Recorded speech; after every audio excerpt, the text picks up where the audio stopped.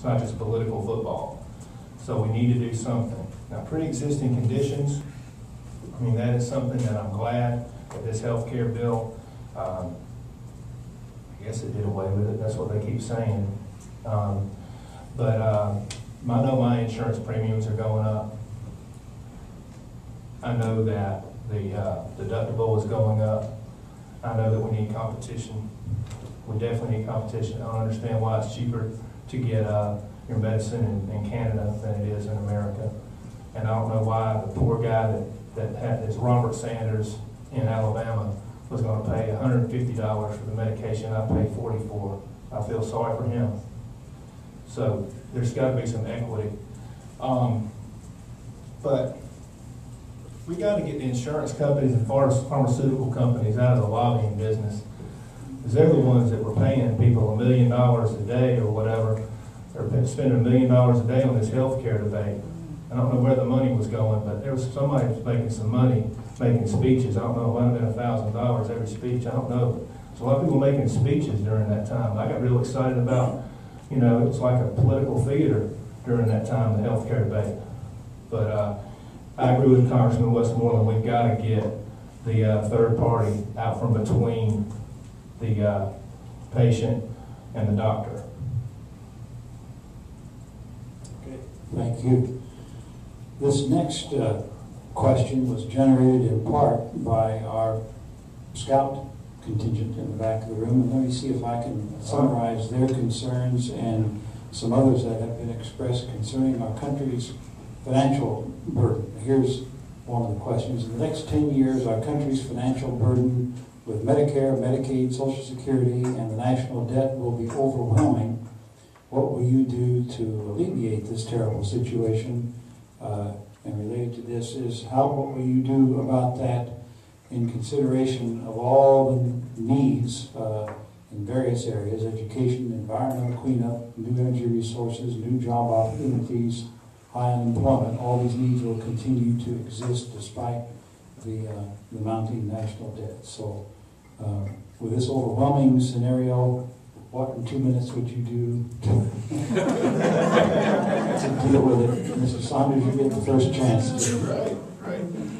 I feel really bad for you scouts. Y'all got a lot on your chest. Just take a deep breath. What you need to be focused on is tying knots and that building that spoke fire and stuff like that. Everything's going to be all right. We're going to fix it.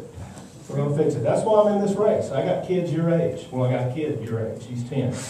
And that's why I'm here, because I want us to start running a country that's fiscally responsible. I want us to start reining in our spending. But the thing about it is that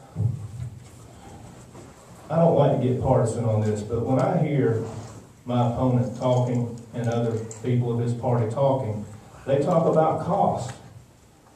Money, money, money, money, money. When I talk, I'm talking about improving and saving lives. That's more important to me than money. Now, I think we can save money and improve lives and save lives.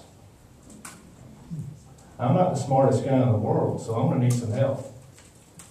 But I know there are people that know how to get our economy going, and they know how to manage our budget more effectively. We may not need to be spending billions of dollars on fighter planes to fight the Taliban. I think we've got enough fighter planes to defeat anybody in the world, probably the history of the world. I mean, the only problem we would have to defend ourselves is if somehow China could get their people over here, but they'll never do it. They don't have enough boats.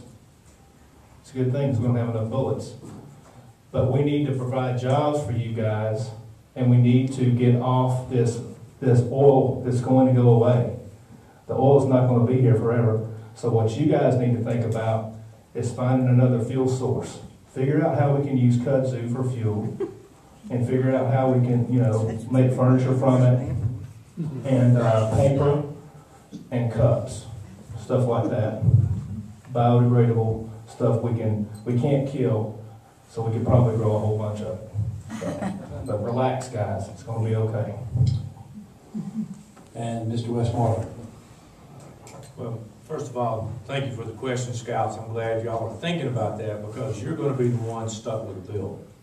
Most of us are going to be gone when those bills come due. But let me say this, Mr. Saunders said that he wanted to see you be healthy.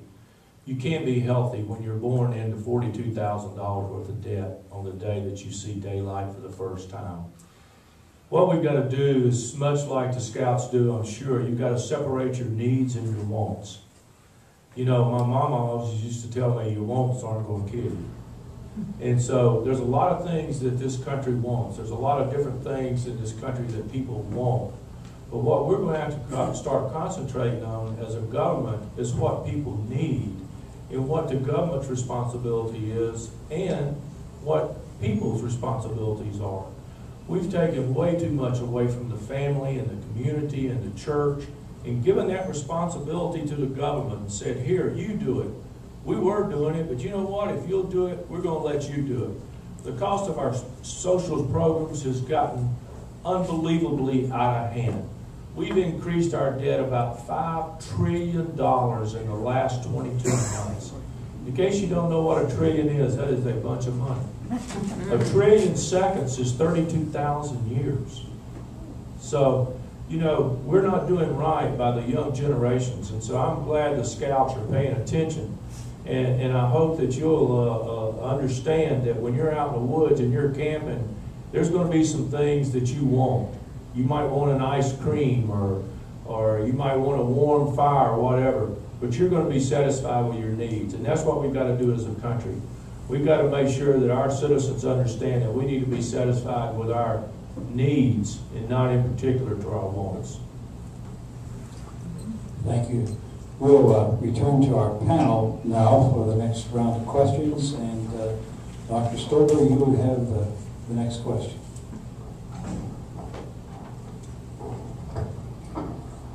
This question relates to the regulation of offshore drilling. The House recently passed an oil spill response bill that attempts to fix a broken system regulating offshore drilling.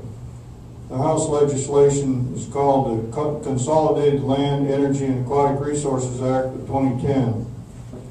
It takes significant steps to clean up offshore drilling and better protect coastal environments and economies. Do you support strong, comprehensive legislation to reduce the risk of environmental damage due to offshore drilling? All right, and Mr. Westmoreland would be the first for this question. Yes, the offshore drilling bill that was passed, it was named one thing and characterized as something else, but I don't believe it really did what it was supposed to do. In fact, there was an amendment put on the offshore drilling bill by Mr. James Overstar from Minnesota. And Mr. Overstar's amendment said that the people in Minnesota should be treated on the same equity as the people along the Gulf Coast, completely adjacent to that, because of the habitation or the goonie bird that flies to Louisiana to breed, the migration of the loony bird, and that they wouldn't get to enjoy the loony bird as they had previously with the offspring.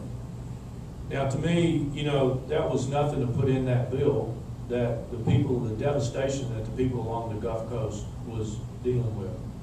The drill, the offshore rig that exploded, had just been inspected within the last 7 days. Government has a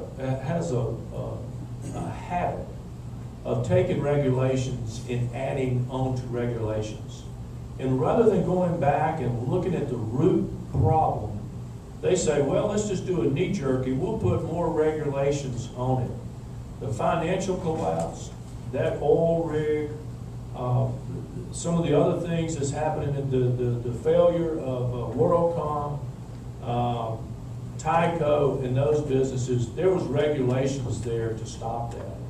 But when those failures happen, and when they do happen, the government's response is not to go back and look at the root, but to put more regulations on it.